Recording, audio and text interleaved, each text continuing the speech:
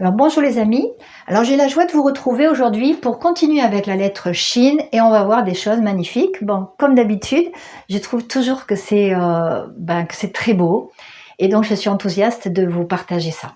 Alors juste petit rappel, Shin, son pictogramme ce sont des dents, les dents se disent Shen et ça nous parle de détruire parce qu'avec les dents on va couper, on va mâcher, ça nous parle aussi de joie puisque quand on voit un beau sourire, quand on rit, qu'est-ce qu'on voit? Les dents. Alors la question c'est quelles sont les premières dents, à qui appartiennent les premières dents dans la Bible? Parce qu'en fait on va voir que les premières dents, eh bien, ça va être les dents qui vont être les plus fortes. C'est celles qui vont nous amener la joie. Donc, c'est qui? Eh bien, on va les voir dans Genèse 49. Genèse 49. Donc, on a déjà vu ce passage et vraiment, je vous encourage à voir cette vidéo. C'est la vidéo 104. Judaïsme. C'est la bénédiction prophétique de Jacob à Judas. Et en fait, on va voir dans ces quelques versets, ça dépeint le Messie, le lion de Juda, celui à qui appartient le sceptre. Il nous est parlé du Shiloh. Et puis ça termine en disant, il a les yeux rouges de vin, les dents, non, nous les voilà, Shinaïm, les dents blanches de lait.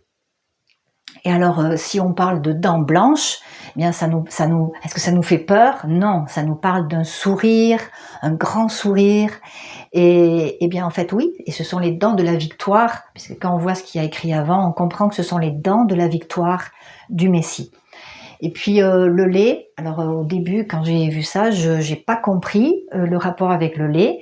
Et puis, au fur et à mesure de ma recherche, eh bien, j'ai vu un lien, et on le verra tout à l'heure. Et puis, donc c'est précédé, il a les yeux rouges de vin. Et alors, rouge, blanche, vraiment, ça contraste. Et eh bien, le vin, c'est symbole de joie dans la Bible. Et puis, juste le verset précédent nous parle du vin en disant le sang des raisins. Donc, en fait, ici, bien, pourquoi les dents sont blanches de lait? Pourquoi il y a cette joie? Eh bien, il y a cette joie parce qu'il y a le sang qui a été versé, le sang non pas des autres personnes, mais le sang du Messie pour nous. Alors maintenant, on va, on avait parlé un petit peu du Shiloh, quand on avait fait cette vidéo sur Judas, puisque donc c'est le nom, c'est un nom du Messie. Alors on va le regarder parce que ça commence par un Shin, donc on est dans la bonne lettre. Alors, Shiloh, alors ça pourrait être traduit comme havre de paix, repos. On le voit une seule fois dans la Bible, ça va être dans ce passage. Et puis, en fait, ça vient de quoi? Shiloh, ça vient de Shila, qui veut dire, qui est traduit ailleurs, dans notre passage de la Bible, on va voir, il y a marqué tranquillité, il y a marqué paix, il y a marqué repos.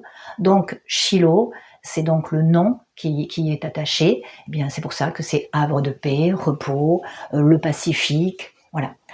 Et puis, on va voir quelque chose de très fort à partir de la gématrie de Shiloh. Alors, on va faire la gématrie, on fait des petites révisions. Shin 300, Yod 10, Lamed 30, He 5. Et si j'additionne, ça fait 345. Donc, en fait, à quoi ça sert 345, à quoi ça sert de dire ça? Eh bien, il faut qu'on va trouver un autre mot qui a cette même gématrie. Et il y a un lien entre les deux. Alors là, quelque chose qui a la même gématrie, qui a 345, eh bien, c'est El Shaddai. Shaddai, qui commence par un Shin aussi. Alors, El, c'est Dieu. C'est comme Elohim, voilà, c'est le commencement du mot Elohim, El qui veut dire Dieu, et puis Shaddai qui veut dire puissant. Donc El Shaddai, c'est le Dieu tout-puissant. Et si je fais sa gématrie, eh bien j'ai 1, 30, 300, 4, et 10, et ça fait 345. Et en fait, qu'est-ce qu'on voit là?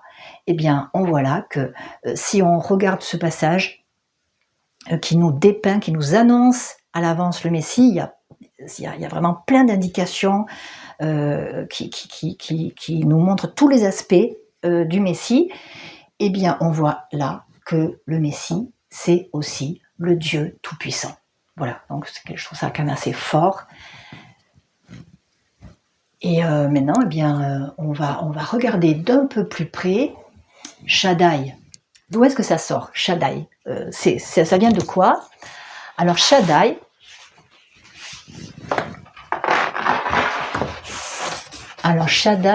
ça vient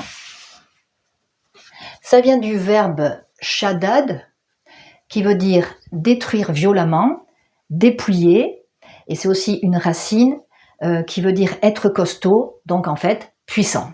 Voilà. Et donc c'est pour ça qu'on dit le tout-puissant, Shaddai, avec ici juste un yod. Et quand je vois cette signification, je comprends mieux pourquoi démon ou diable se dit shed. Voilà, vous voyez la même racine ici, là, shed. Pourquoi? Parce que les démons, c'est ceux qui vont détruire violemment, c'est ceux qui vont dépouiller, et voilà, et ils sont puissants. Et c'est vraiment super de savoir que les premières dents, celles qui ont été les plus fortes et qui ont eu la victoire, eh bien ce sont celles du Messie, ce ne sont pas celles des démons. Et c'est en vertu de cette victoire que dans le psaume 3, 7, il nous est parlé d'autres dents qui vont être les dents des méchants. Hein, les méchants, c'est en fait notre ennemi, le diable. Et il est dit, tu as brisé les dents des méchants. Et brisé, eh bien c'est Shavar, on l'avait vu, hein, où tu as cassé les dents des méchants. Voilà. Et juste avant, il était dit, lève-toi éternel, sauve-moi mon Dieu, car tu as frappé à la joue tous mes ennemis, tu as brisé les dents des méchants. Voilà, c'est vraiment super de savoir ça. Et maintenant, c'est là qu'on peut y appuyer notre foi, afin que ça se réalise dans notre vie. Et voilà, donc ça va être une signification de El Shaddai, celui qui a brisé les dents, le puissant, celui qui détruit l'ennemi, qui le dépouille. Et il y a un autre sens qui n'a rien à voir avec ça, par contre. C'est,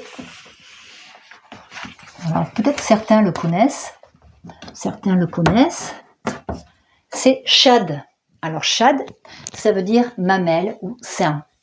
Et avec des mamelles, eh bien qu'est-ce que ça va faire? Ça va nourrir un petit, un bébé ou un petit animal. Ça va le faire grandir, ça va le satisfaire. Et puis les mamelles, eh bien, ça donne du lait aussi. Et quand je vois ça, eh bien je pense à la première fois où Dieu s'est présenté sous le nom de El Shaddai, et c'était à Abraham dans Genèse 17. Il dit « Je suis le Dieu Tout-Puissant », c'est-à-dire en hébreu « Je suis El Shaddai ». Et en fait, il se présente à lui, et ça veut dire quoi? Ça veut dire que Dieu, c'est celui qui va détruire l'ennemi pour Abraham, et c'est aussi celui qui va le nourrir. C'est celui qui va le faire grandir et le satisfaire. Et dans Genèse 17, c'est un peu quand même le commencement du parcours d'Abraham. Et en fait, il va être nourri de quoi, Abraham? Il va être nourri de la parole de Dieu, de ce que Dieu lui dit, de ses rencontres avec Dieu, de ses promesses. Et c'est comme ça qu'il va grandir. Et c'est pareil pour nous. En fait, eh bien, être nourri par Dieu, c'est se nourrir de ce que Dieu dit dans la Bible, hein, dans sa parole, de ce que Dieu nous dit personnellement.